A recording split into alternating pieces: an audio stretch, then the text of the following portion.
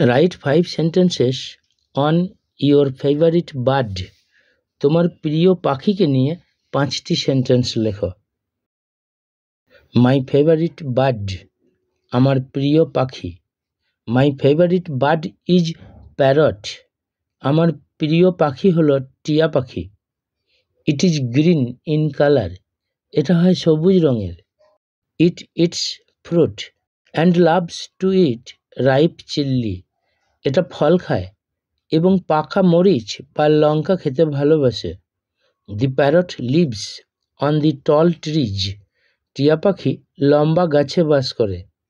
It can imitate man's talk, এটা মানুষের কথা অনুকরণ বা নকল করতে পারে।